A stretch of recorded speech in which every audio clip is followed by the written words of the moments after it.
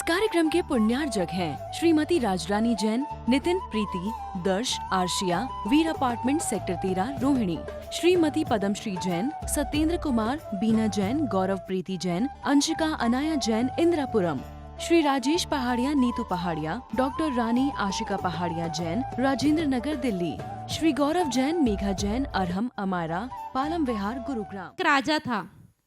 राजा बहुत अमीर था, सब कुछ था, लेकिन उसके नगर में एक व्यापारी आया। तो राजा ने जैसे उस व्यापारी को देखा तो राजा के मन में उस व्यापारी के प्रति गलत भाव आ रहे थे कि मैं ऐसा क्या करूं इस व्यापारी का कि इसका नाश हो जाए, इसे कौन से ऐसे अपराध से इसको पकड़ूं कि इसकी गलतियां दिख जाएं और हम इसे नगर में इसको दंड दे सकें। ऐसे भाव हो रहे थे उस व्यक्ति के, राजा के उस व्यक्ति के प्रति। क्यों? क्योंकि जो व्यापारी था वह चंदन की लकड़ी बेचने वाला था। उसका व्यापार चल नहीं रहा था क्योंकि चंदन की लकड़ी हर कोई बहुत महंगी आती है, तो हर कोई खरीद नहीं रहा था, तो उसका व्यापार बिल्कुल मध्यम हो गया था। तो उससे किसी ने कह दिया था कि आप मन में ये विचार करो कि राजा मर जाए तो राजा की जो वो निकलेगी, अर्थी निकलेगी, संस्कार होंगे वो चंदन की लकड़ी से होंगे। तो अगर राजा मरेगा तो आपकी चंदन की लकड़ी बिक जाएंगी, सारा राज आपकी लकड़ी को खरीद लेगा और आपके पास पैसे आ जाएंगे। तो वह व्यापारी के मन में आ रहा था कब राजा मरे, कब मेरी लकड़ी बिके, कब राजा मरे तो मेरी लकड़ी बिके। तो जैसे ही राजा ने उस व्यक्ति को देखा तो राजा के मन में भी उसके प्रति विकारी भाव आ गए कि ये कोई गलती करे और मैं इसे दंड दूं और इसका नाश करूं। समय बीतता गया, राजा के मन में ऐसे ही विकार भाव आते रहे। जैसे ही राजा ने मंत्री से कहा कि मेरे मन में इस व्यक्ति को मैं जानता नहीं, पहचानता नहीं, फिर ऐसे विकारी भाव क्यों आ रहे हैं। मंत्री बहुत चतुर था, उसने जाकर पता लगाया कि राजा के प्रति, राजा को ऐसे मतलब हर प्रजा को वह अच्छे से पालन पोषण करता था, सबकी देखरेख करता था, सब कुछ करता था, लेकिन आज ऐसे भाव राजा के क्यों हो रहे। उसने पता लगाया और जैसे ही उस चंदन की लकड़ी वाले व्यापारी के पास पहुंचा, उसने पता लगाया कि भाई क्या हो रहा, तुम्हारा व्यापार कैसा चल रहा। तो वह दुखी मन से कहता मेरा व्यापार चल नहीं रहा और मैं सोच रहा हूँ, क्योंकि उसको व्यापारी को नहीं पता था कि यह राजा का मंत्री है। सामान्य अवस्था में मंत्री गए थे वेश धारण करके, क्योंकि जब राजपाट की अगर कोई व्यवस्था को देखने रहता था तो राजा और मंत्री हमेशा ऐसा वेश बना के निकलते थे कि प्रजा को पता भी ना चले और प्रजा के मन की बात सबके सामने आ भी जाए कि प्रजा को कौन सा कष्ट हो रहा है। तो मंत्री भी ऐसा ही भेष बदल के उस व्यापारी के पास गया और उस व्यापारी से कहा कि सब व्यापार बारे में पूछा। तो उसने कहा नहीं, मेरा व्यापार अभी अच्छा नहीं चल रहा। बातों बातों में उस व्यापारी ने अपने मन की बात कह दी, मैं सोच रहा हूँ कि राजा जल्दी से मर जाए तो मेरी लकड़ी जल्दी से बिक जाए।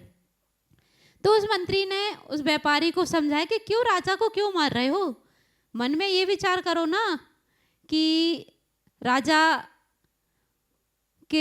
राजा को कुछ अच्छा सा बना के ले जाके दूं, मैं इस चंदन की लकड़ी से अच्छा अच्छा भोजन बना के दूं राजा को, तो राजा इस भोजन को करे और उसका मन के जो मन है अच्छा और सुगंधित हो जाए और अच्छे भाव राजा के हों प्रजा के प्रति। ऐसे भाव लेके आओ ना, राजा का मारने की बात क्यों कर रहे हो। इस चंदन की लकड़ी से हम खाना भी तो बना सकते हैं, या राजा के राजमहल में कुछ ऐसे दरवाजे, कुछ ऐसे वस्तु बना सकते जिसकी सुगंध से सारा महल भी अच्छा हो जाए। और क्या कहते, राजा के मरने की बात क्यों। तो उसने कहा ठीक है, अच्छा मैं राजा के मरने की बात छोड़ देता हूँ, अब मैं विचार करूँगा कि राजा मुझे बुलाए, सुंदर सुंदर दरवाजे बनवाए या लकड़ी खरीद के जो राजा के दरबार में भोजन बनता है उसके लिए हमारी लकड़ी जाने लगे। तो जैसे ही उस व्यापारी ने अपने मन में ये विचार किए कि राजा के मन के भाव भी परिवर्तन होने लगे। और कुछ समय के बाद जब व्यापारी फिर राजा से टकराया तो राजा के मन में क्या भाव आए कि इस व्यक्ति को बुला के इनाम दिया जाना चाहिए। ये चंदन की लकड़ी बेचता है, सुंदर सुंदर दरवाजे बनवाता है, हमारे यहाँ सुंदर सुंदर अच्छे नक्काशी वाले वस्तुएं बिकने के लिए आने लगी। तो राजा के मन में आने लगा कि उस व्यापारी को बुलाकर इनाम दिया जाए। तो राजा ने उस व्यापारी को बुलाया और इनाम भी दिया। तो राजा ने अपने कक्ष में फिर मंत्री से पूछा कि कुछ समय पहले मेरा इस व्यक्ति के प्रति गलत भाव आ रहे थे, लेकिन अब अच्छे भाव क्यों? तो मंत्री ने कहा, राजन कुछ नहीं, कुछ समय पहले वो सोच रहा था कि राजा मरे तो मेरी लकड़ी बिके, उसके मन में आपके प्रति गलत भाव थे, इसलिए आपके भाव भी विकृत हो रहे थे। लेकिन आज उस व्यापारी के मन में है कि राजा मुझे बुलाए, मेरी लकड़ी खरीदे, सुंदर सुंदर दरवाजे बने, सुंदर सा लकड़ियों से भोजन बने और सारे नगर में खिलाया जाए पिलाया जाए, इसलिए आपके भाव भी परिवर्तन हो गए। तो पूज्य गुरुदेव हमेशा कहते हैं और हमेशा हम लोगों को भी सिखाते हैं कि हमारे मन में सबके प्रति भाव अच्छे होना चाहिए। भला ही किसी ने कुछ गलत भी किया हो तो वो उसके कर्म है, हम उसके कर्म के पीछे अपने कर्म क्यों बिगाड़ते हैं? और हम अपने परिणाम जैसे खराब करेंगे वैसे ही हमारी गति का बंध होता है। इसलिए हमें सबके प्रति अच्छे भाव लाने हैं, अच्छे विचार लाना है, जिसमें हमारा जीवन तो सफल बने ही बने और सामने वाले के भी परिणाम हमारे प्रति अच्छे बने रहें। बोले वालों की अच्छे श्री 108 सौभाग्य सागर जी गुरुदेव की। आज की वर्तमान के समय में इंसान अधिकांश समय इस सोच में गुजार देता है कि कौन क्या कर रहा है, और इसलिए तकलीफ पाता है, दुखी रहता है, परेशान रहता है। बल्कि होना यह चाहिए कि कौन क्या कर रहा है यह छोड़ो, हम क्या कर रहे हैं इस पर ध्यान दो। क्योंकि हम यदि लोगों पर ध्यान देंगे तो अपने पर ध्यान कब देंगे, और जब अपने पर ध्यान दोगे तो लोगों पर ध्यान आपका होगा ही नहीं। लेकिन आज वर्तमान की परिस्थिति है कि इंसान के घर में भोजन क्या बना है उसको वह नहीं पता है, लेकिन पड़ोसी के घर में क्या क्या बन रहा है, क्या क्या बन चुका है, उसकी लिस्ट उसके पास में। घर का बच्चा कौन सी ट्यूशन में पढ़ने जा रहा है उस कोचिंग क्लास का एड्रेस ना मालूम हो, लेकिन मोहल्ले के बच्चे कौन कौन सी कोचिंग क्लास में पढ़ रहे हैं उसका सारा बायोडाटा आपके पास। कौन क्या कर रहा है इसको छोड़ो, आप क्या कर रहे हो इसको पकड़ो। क्योंकि जिसकी दृष्टि पर की ओर है उसको कुछ नहीं मिलेगा, और जिसकी दृष्टि 100 की ओर है उसको सब कुछ मिल जाएगा। तो थोड़ा सा दृष्टि का फेर करना आवश्यक, थोड़ा सा स्वयं में आने का प्रयास करना आवश्यक है, पर से हटकर निज में आने का प्रयास करना है। और ध्यान रखना, मैं अक्सर एक बात कहता हूं कि जो निज में आ जाता है वही कभी ना कभी, निज का उल्टा क्या होता है? जिन होता है। जिन मतलब भगवान होता है, कि जो निज में आ जाता है वह कभी ना कभी जिनेंद्र भगवान अर्थात जिनका भक्त बन जाता है। जो निज में है वह जिनका है, और जो पर में है वो पार हो ही नहीं सकता। तो निज में आइए, जिनके भक्त बनिए, कभी ना कभी जिन बनने का प्रयास कीजिए। लेकिन आज हर इंसान ऐसा नहीं कि दूसरों का बुरा ही सोचता है, दूसरों की भलाई करने में लगा हुआ है। अरे पहले अपना तो भला कर लो भैया। खुद के घर में दूध पीने को नहीं है और दूसरे को मलाई खिलाने बुला रहे हो तो कैसे काम होगा? भलाई करोगे तो मलाई मिलेगी, ये बात तो सही है, लेकिन पहले खुद का भला कर लो, फिर दूसरे का भला करने जाना। खुद का खाली पेट है और दूसरे को रोटी बांट रहे हो तो रोटी बांटते समय हाथ कांपेंगे, क्योंकि तुम्हारा पेट खाली है। और तुम्हारा पेट यदि भरा है तो दूसरे को अच्छे से रोटी क्या, मटर पनीर हलवा पूड़ी भी बांट पाओगे। एक बार एक राजा भगवान का प्रिय भक्त था। भक्त बहुत सारे होते हैं, कोई गुरु के निकट होते हैं, कोई दूर होते हैं, कोई दूर होकर भी सन्निकट होते हैं, और कोई सन्निकट होकर भी दूर होते हैं। जरूरी नहीं है कि जो गुरु के सन्निकट है वह परम भक्त हो, बल्कि जरूरी यह है कि जो बहुत दूर भी है लेकिन वो भक्ति श्रद्धा से है तो वह भी परम भक्त की श्रेणी में आता है। और इसका कोई मापदंड नहीं है, इसकी कोई व्यवस्था नहीं है। अपनी पराये की परम भक्ति, छोटे भक्त की कोई भक्त नहीं है। जो भगवान की भक्ति, गुरु की भक्ति, जिनवाणी की भक्ति कर रहा है वह भक्त है, इसका कोई मापदंड नहीं है। तो भगवान का बड़ा भक्त था, भगवान की सेवा करता, भगवान की क्रियाओं को करता, भगवान की सारी व्यवस्थाओं को देखता, अच्छे अच्छे द्रव्य से पूजन करता, और पूजन करने के बाद सब चीज़ों को करने के साथ साथ में, सारी चीज़ों को करने के बाद, सब कुछ साथ साथ करने के बाद क्या करता कि परमात्मा से कहता कि परमात्मा कभी तो दर्शन दे देना। बोले मेरी चाहे कछु और नहीं है, तो दर्शन पाऊं और जीवन सफल बनाऊं, प्रभु यही चाह मेरी है। क्या कहता कि प्रभु मेरी चाहे कुछ और नहीं है, तब दर्शन पाऊं और अपना जीवन सफल बनाऊं, बस मेरी चाह यही है।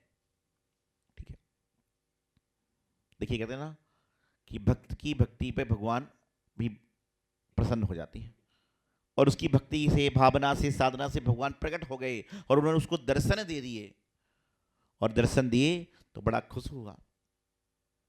और जो न्यायपालक होगा, जो राजा प्रजा का हित करने वाला होगा, जो समाज की संघ की सेवा करने वाला शासक होगा, वह क्या चाहेगा कि मेरा भला तो हो ही रहा है, लेकिन मेरे अनुयायियों का भी भला हो। मुझे तो अच्छा मिल रहा है, लेकिन मेरे साथ के लोगों को भी अच्छा मिले, उसके मन में यही भावना रहेगी। जब राजा को भगवान के दर्शन होते रहते थे, उसने कहा भगवान जी मेरे मन में एक इच्छा है कि मेरी प्रजा को भी दर्शन दो। तो भगवान बोले तुमको दर्शन मिल गया ये पर्याप्त है ना? बोले नहीं महाराज जी, भगवान जी मुझे मन में भाव है कि मेरी प्रजा को भी आपके दर्शन हो, आपके दर्शन से उनके जीवन में भी शांति आए, उनके जीवन में भी तकलीफों का गमन हो, उनके जीवन में भी अच्छे अच्छे काम हो। तो भगवान मुस्कुराए, बोले बस मत कर, तू भोला है, लोग भोले नहीं हैं। उन्हें कोई बात नहीं भगवान जी, आप ऐसा कुछ कीजिए कि कम से कम एक बार तो मेरी प्रजा के दर्शन हो जाएं, वह जीवन में भगवान को अपनी आंखों से देख लें, अपनी नैनों को धन्य कर लें, और अपने नैनों को धन्य करने के बाद क्या करें, कम से कम भगवान अपना जीवन सफल बना लें। कहते ना नैनों को धन्य कर लो, भगवान आ रहे हैं। तो भगवान ने कहा ठीक है। समय निर्धारित हुआ, उन्होंने कहा कि मैं अमुक दिन अमुक समय पर अमुक पहाड़ के ऊपर मिलूंगा। और राजा ने अगले दिन प्रजा से कहा कि भगवान साक्षात में दर्शन देने वाले हैं, सभी को चलना है। पूरी जनता, पूरी राजा, पूरे प्रजा सभी चले, अन्य देशों के सेनापति आदि भी आ गए। भगवान किसको नहीं चाहिए, लेकिन कुछ लोग निखट्टे, दुर्बुद्धि, अविश्वासी ऐसे होते हैं, उनको लगा कि भगवान के दर्शन होते भी हैं क्या, ये राजा तो अपनी पब्लिसिटी करना चाह रहा है, वो घर से बाहर ही नहीं गए। तो पहले तो आधे वहीं फेल हो गए, और जैसे ही अमुक पहाड़ पर पहुंचे तो वहां पर उन्होंने देखा कि तांबे के सिक्के के ढेर लगे हैं, तांबे के सिक्के के कॉइन्स रखे हुए, तांबे के मतलब कॉपर के कॉइन्स के ढेर लगे हुए हैं, तांबे के सिक्कों के ढेर लगा हुआ है, सिक्के कॉइन्स ही कॉइन्स। तो आधे में से 20-25% उस तांबे के सिक्के को भरने लग गए। राजा ने समझाया भैया भगवान के दर्शन कर लो। अरे बोले यही तो भगवान है। इतने में थोड़ा सा आगे बढ़े तो वहां पर देखते हैं कि चांदी के सिक्के के ढेर लगे हुए हैं। तो जो लोग बचे हुए थे उन्होंने भी स्वर्ण चांदी के सिक्के भरना चालू कर दिए। राजा समझा रहा है कि भगवान के दर्शन कर लो। अरे बोले ये मिल गए तो भगवान मिल गए। आधे से ज्यादा प्रजा उसी में लग गई। इतने में आगे गए तो वहां पर सोने के सिक्के के ढेर लगे थे। तो जो बचे खुचे लोग थे वो सोने भरने में लग गए। राजा कहने लगा भगवान के दर्शन कर लो, कुछ समय के लिए भगवान मिल रहे हैं। अरे बोले मिल गए भगवान। इतने में राजा देखता है कि पीछे कुछ भी नहीं बचा, 2-4 सैनिक, रानी और राजा ही रह गए। राजा सोचा, बोले बताओ भगवान जी खड़े दर्शन देने को हैं, लेकिन लोग इसमें लगे हुए हैं। इतने में आगे बढ़ा तो वहां पर हीरे जवाहरत मिल गए। तो राजा रानी को छोड़कर जो बचे लोग थे वो हीरे जवाहरत इकट्ठे करने लग गए। इतने में आगे बढ़ा तो वहां पर सुंदर सुंदर से और रत्नमयी हीरे जवाहरत थे। तो रानी भी हीरे को इकट्ठे करने लग गई। राजा ने कहा रानी तुम तो ऐसा मत करो। अरे बोले भगवान के दर्शन तुमने पा लिए, हमने सब कुछ पा लिया। और रानी इतने मशगूल हो गई कि उसके वस्त्र भी फट गए। वस्त्रों में भर भर के उसने क्या किया, आभूषण को इकट्ठा करना प्रारंभ कर दिया। और अंतोगत्वा जब भगवान के पास पहुंचे तो राजा अकेला पहुंचा। तो भगवान ने बोले, राजा आजा मेरे पास, मैं तुम्हारा इंतजार कर रहा हूं। राजा निर्लज्ज हो गया, लज्जा से रहित हो गया, शर्म से पानी पानी हो गया, लज्जा से सहित हो गया। उसने कहा, हे भगवान, दुनिया वालों की क्या कहूं, मेरा परिवार, मेरी पत्नी, सब कोई भी किसमें है, धन वैभव में है और किसी चीज में नहीं है। तो भगवान ने कहा, बस यही तो अंतर है कि दुनिया के कुटुंब कबीले जब तक साथ हैं, जब तक तुम्हारे जीवन में श्वास है, और श्वास निकली तो सबसे पहले घर के लोग ही घर से बाहर करेंगे। अरे समय है, अभी जला के छुट्टी कर दो, कल तक भूखा कौन रखेगा। आज संसार में ही चल रहा है। ये मात्र राजा की और परमात्मा की कहानी नहीं है, ये घर घर की हर इंसान की कहानी है कि जो लोग परमात्मा को पाना चाहते हैं वह परमात्मा को नहीं बल्कि अपने आप की सुख सुविधा पाना चाहते हैं। तो मैंने जो बात बताई आपको, कौन क्या कर रहा है इसको छोड़ो, हम क्या कर रहे हैं इस पर विचार करो। क्योंकि यदि हम जो कर रहे हैं इस पर यदि हमारा विचार होगा तो कौन क्या कर रहा है इस पर हमारा विचार। अपनी थाली का भोजन करोगे तो पड़ोस की थाली में रसगुल्ला भी होगा तो भी आपको विकल्प नहीं होगा। और कुछ लोग क्या करते हैं, अपनी थाली को नहीं देखते, पड़ोसी की थाली को देखते हैं। अपने कपड़े को नहीं देखते, पड़ोसी के सूखते हुए कपड़े को देखते हैं। अपनी गाड़ी को नहीं देखते, दूसरे की गाड़ी को देखते हैं। इसे संसार में लोग दुखी होते हैं। और संसार में सुखी वही है जो पर नहीं 100 पर दृष्टि डालता है। और जो 100 पर दृष्टि डालता है उसको दृष्टि कहीं और डालने की जरूरत नहीं है। कहते कि परमात्मा कहाँ है, आपके अंतरंग में विद्यमान है। और जिसके अंतरंग में परमात्मा विद्यमान है उसको बहिरंग में जाने की आवश्यकता बिल्कुल नहीं है। तो कौन क्या कर रहा है इस पर ध्यान मत दो, हम क्या कर रहे हैं इस पर ध्यान दो। आपके पास जो है वो तो कईयों के पास नहीं है। जो आपके पास है उसको पाने के लिए तो अच्छे अच्छे लोग तरसते हैं। आपको जो जीवन मिला है वह जीवन पाने के लिए तो त्र्यंच तरस रहे हैं। उन्होंने कल्पना भी नहीं करी। आप कितने भाग्यशाली हो कि आपके पास सामर्थ्य है कि आप सुन भी सकते हो और सुना भी सकते हो। दूसरी जगह सुन सकते हैं, बोल नहीं सकते, और बोलते भी हैं तो लोग बोलते भगाओ इसको, क्या भौंक रहा है। इसलिए कम से कम अपने मुख से ऐसे शब्द निकालो जो किसी के दुख को हरने वाले हो, दुख को देने वाले ना हो। तो कौन क्या कर रहा है इसको छोड़ो, हम क्या कर रहे हैं इस पर ध्यान दो और जीवन को सफल बनाओ। यही मंगल शुभ भावना। आचार्य गुरुदेव सिद्धांत सागर जी महाराज।